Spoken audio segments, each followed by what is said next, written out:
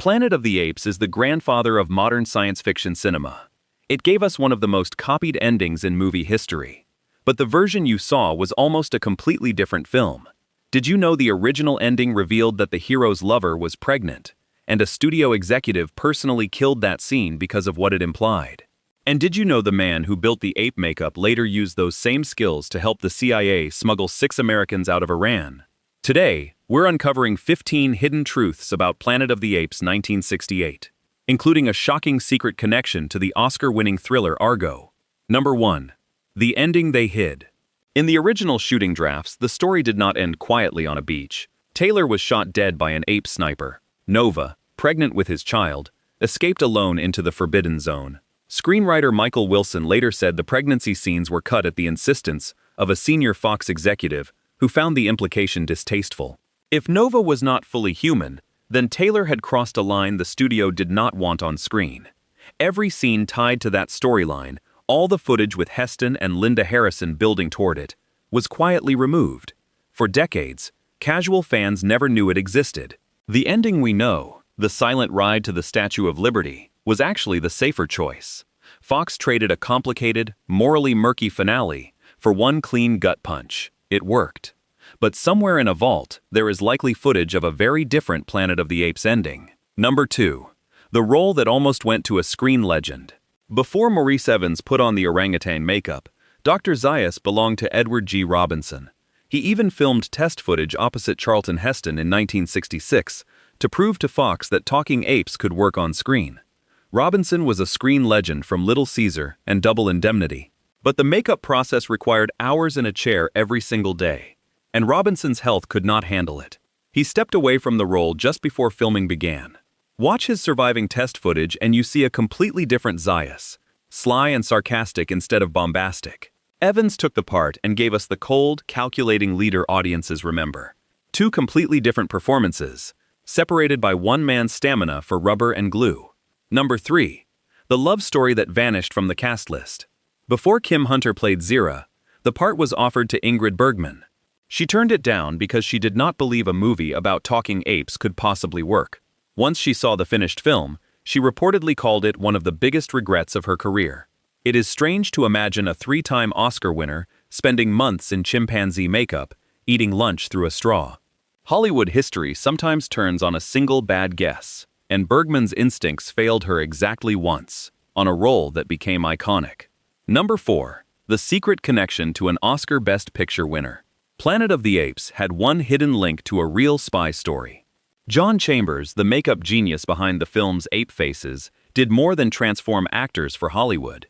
His work was so advanced that the CIA later used him to create disguise kits for undercover agents. In 1980, Chambers helped with the daring rescue of 6 American diplomats hiding in Tehran by supporting a fake movie production used as cover.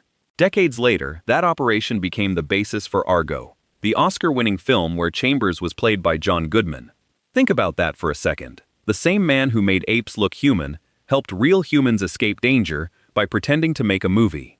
His role stayed classified for nearly 20 years, making his career stranger than fiction itself.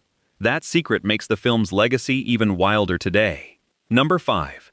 The actresses almost cast as Nova.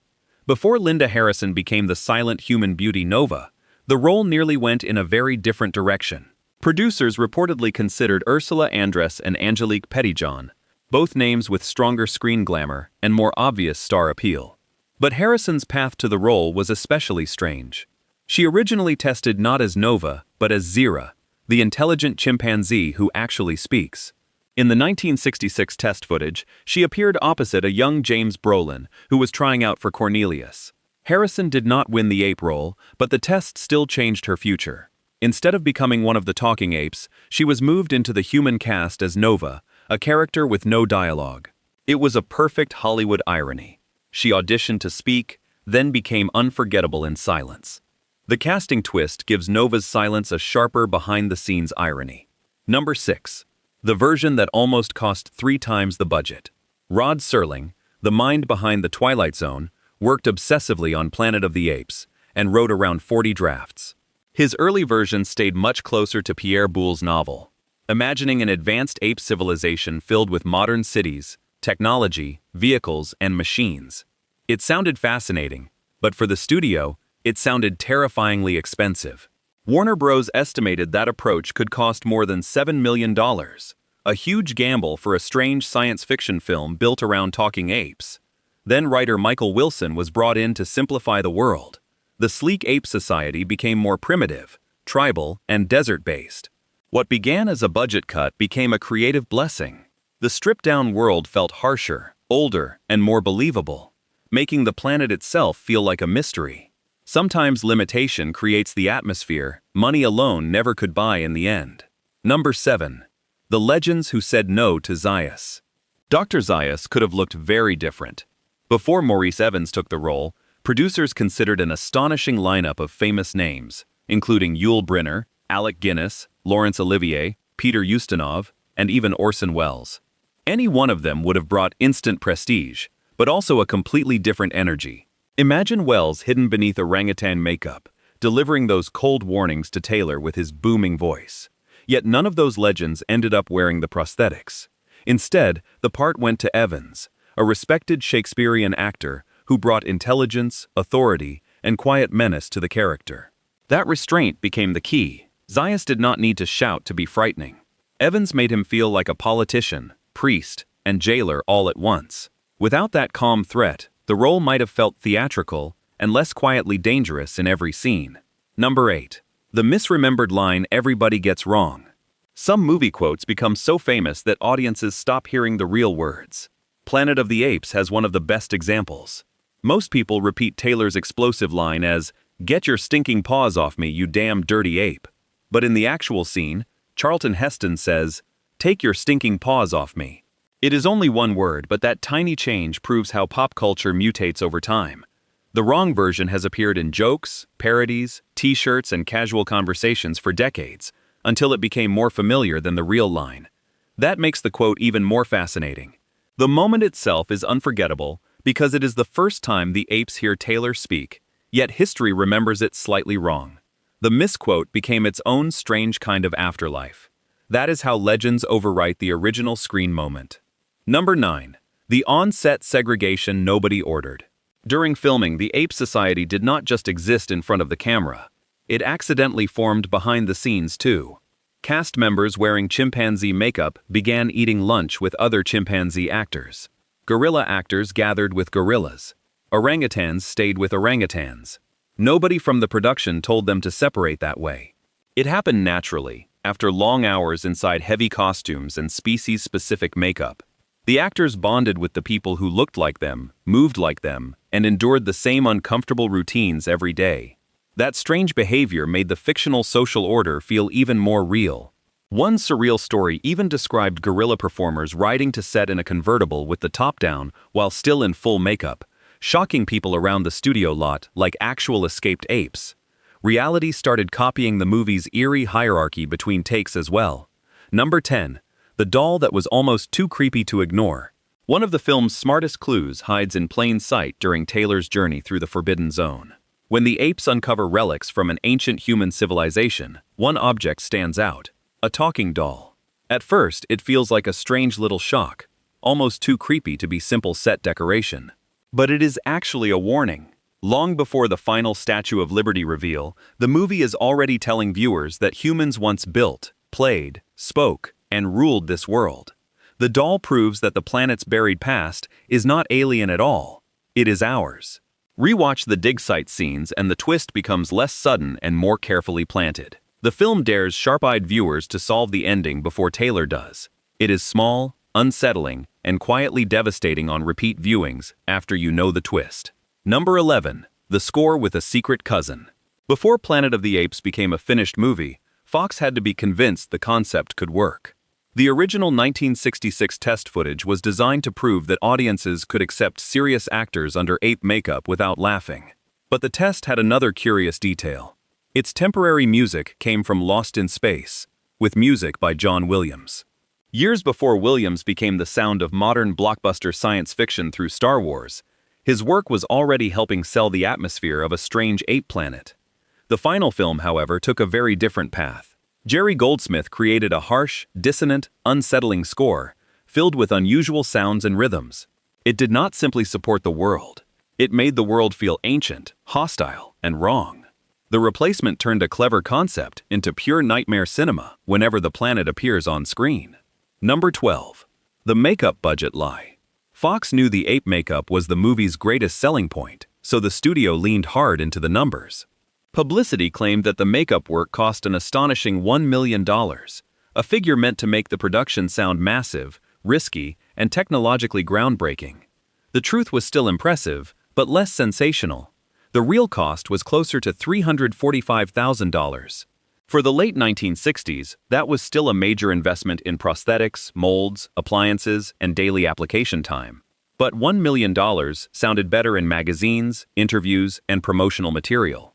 The exaggeration worked because audiences believed they were seeing something unprecedented. In a way, the inflated number became part of the film's mythology, just like the ape faces themselves. Marketing turned craft into legend before audiences bought tickets, even before anyone saw the finished transformation on screen. Number 13. The actor blamed for looking squeamish. Maurice Evans gave Dr. Zaya such authority that it is hard to imagine him feeling nervous about the finished film. But when he missed an early studio screening, Hollywood gossip quickly filled the gap. Some people whispered that Evans had stayed away because he could not bear seeing himself transformed into an orangutan on the big screen. It made a juicy story. A serious stage actor horrified by his own ape reflection. The real explanation was much less dramatic. Evans later said he was suffering from a painful attack of lumbago and simply could not attend. That was it. No artistic crisis, no makeup shame, no terrified reaction.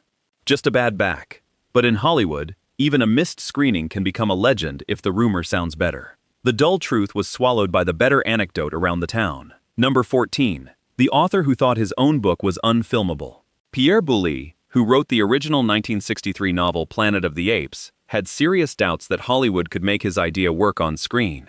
The story depended on intelligent apes, human prisoners, social satire, and a world that could easily look ridiculous if the makeup failed. To Boulle, it seemed almost impossible to film convincingly. Then the finished movie proved otherwise. Even though the ape society was simplified from the novel's more advanced civilization, the film captured the power of the concept in a bold, visual way. Boulle was reportedly impressed enough to write his own sequel treatment, titled Planet of the Men. The studio did not use it directly, but his reaction showed how thoroughly the movie had overcome his doubts. The supposedly impossible idea had become cinematic history and proved satire could survive under layers of rubber convincingly. Number 15. The green light built on another movie's disaster. Planet of the Apes looked like a dangerous bet, but Fox had an even bigger problem. Dr. Dolittle. The studio was pouring money into that expensive musical, expecting it to become a major prestige hit and possible franchise.